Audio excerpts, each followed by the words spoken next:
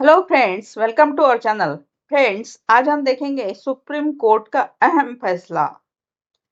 हिंदू विवाह अधिनियम के तहत शादी अमान्य होने पर भी मिल सकता है गुजारा भत्ता यानी कि मेंटेनेंस।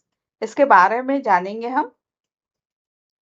माननीय सुप्रीम कोर्ट ने एक फैसले में कहा है जिसमें अगर हिंदू विवाह अधिनियम 1955 के तहत किसी विवाह को अमान्य घोषित करने के बावजूद दोनों पक्षों में से कोई भी व्यक्ति अंतरिम भरण पोषण यानी इंटरिम मेंटेनेंस और स्थायी गुजारा भत्ता का दावा कर सकता है।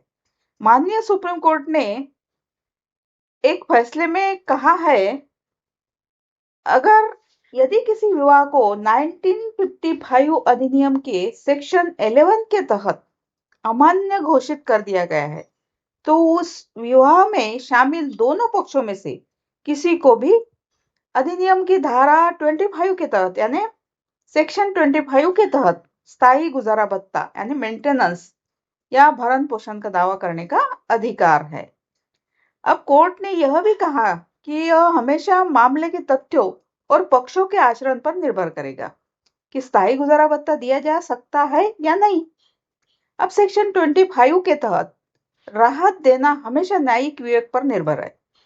अब हिंदू विवाह अधिनियम के तहत अंतरिम भरण पोषण के सवाल पर फैसले में कहा गया, यहाँ तक कि यदि कोई अदालत दोनों के विवाह को अमान्य करने या रद्द करने योग्य मानती है, तब भी 1955 अधिनियम के तहत चल रहे मामले के अंतिम निपटारे तक अदालत अंतरिम भरण पोषण दे सकती है।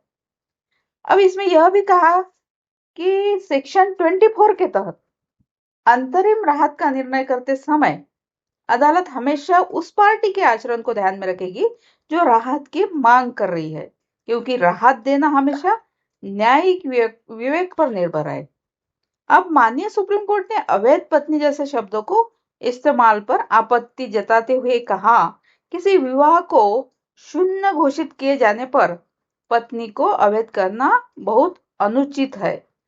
इससे संबंधित महिला की गरिमा पर असर पड़ता है। So, thank you.